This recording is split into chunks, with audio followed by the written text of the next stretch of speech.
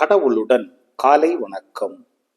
புனித யோவான் எழுதிய நற்செய்தி 15ஆம் அதிகாரம் 26 முதல் 27, 16ஆம் அதிகாரம் 12 முதல் 15 வரை உள்ள இறை வார்த்தைகள். அக்காலத்தில் இயேசு தம் சீடரை நோக்கி கூறியது: தந்தையிடமிருந்து நான் உங்களுக்கு அனுப்பப் போகிற துணையாளர் வருவார்.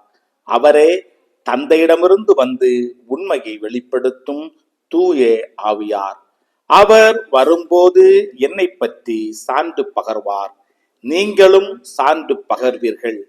ஏனெனில் நீங்கள் தொடக்க முதல் என்னோடு இருந்து வருகிறீர்கள். நான் உங்களிடம் சொல்ல வேண்டியவை இன்னும் பல உள்ளன, ஆனால் அவற்றை இப்போது உங்களால் தாங்க இயலாது.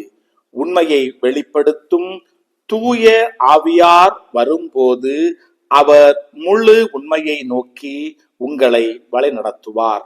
அவர் தாமாக எதையும் பேச மாட்டார், தாம் கேட்பதையே பேசுவார். வரப்போகின்றவற்றை உங்களுக்கு அறிவிப்பார்.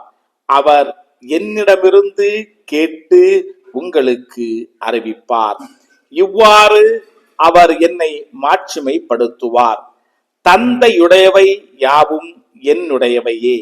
எனவேதான் அவர் என்னிடமிருந்து பெற்று உங்களுக்கு அறிவிப்பார் என்றேன்.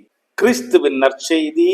இந்த நாள் இனிய நாளாக அமைய வாழ்த்துக்கள். பல பல புதுமைகள், பெருமைகள், இனிமைகள் இறங்கிய நல்ல நாள், ஒரு நல்ல நாள், நம் தேவன் தந்த நாள். இது நல்ல நாள், ஒரு நல்ல நாள், நம் தேவன் தந்த நாள்.